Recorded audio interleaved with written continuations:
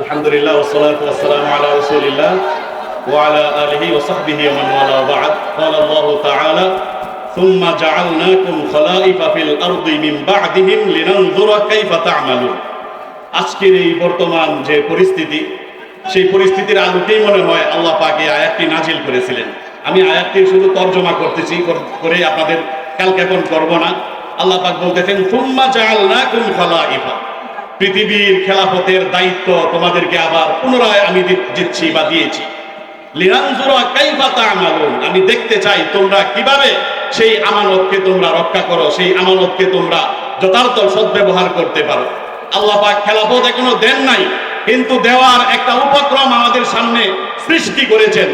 এই সুযোগের যদি আমরা সদ্ব্যবহার করতে না পারি, তাহলে এর জন্য, এই ব্যর্থতার জন্য আমাদের সকলকেই প্রচন্ডভাবে আল্লাহর সামনে জবাবদিহি করতে হবে।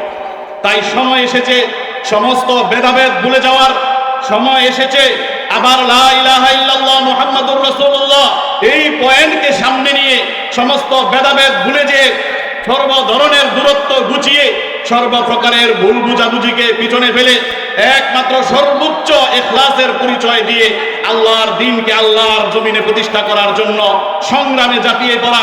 আল্লাহ পাক আমাদেরকে ওয়াদা করতেছেন ওয়ালা তাহিনু ওয়ালা তাহজানু ওয়া আনতুমুল আ'লাউনা ইন কুনতুম মুমিনিন, তোমরা যদি সত্যিকার মুমিন হতে পারো চিন্তিত হইও না, শেষের বিজয় আল্লাহ পাক তোমাদেরকেই দান করবেন।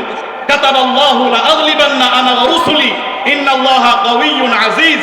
আল্লাহ পাক চূড়ান্ত সিদ্ধান্ত দিয়ে রেখেছেন, পৃথিবীতে নানা উলট পালট হবে, নানা চড়াই উতরাই পাড়ি দিতে হবে, কিন্তু শেষ বিজয় কেবলমাত্র এই টুপিওয়ালারা লা ইলাহা ইল্লাল্লাহ মুহাম্মাদুর রাসূলুল্লাহ এই সাদা কালারের কালো লেখায় যে লা ইলাহা ইল্লাল্লাহ মুহাম্মাদুর রাসূলুল্লাহ এখানে জ্বলজ্বল করতেছে, সেই জ্বলজ্বলকৃত পতাকাই একসময় ইনশাআল্লাহ জাতিসংঘ সহ সব জায়গায় পথ করে উঠবে।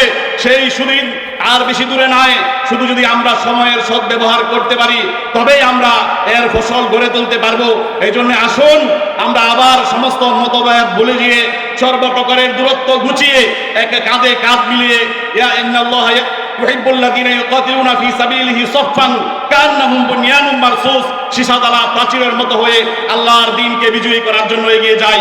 আল্লাহ আমাদের সহায় হোক। ওয়া আখিরু দাওয়ানা আলহামদুলিল্লাহি রাব্বিল আলামিন।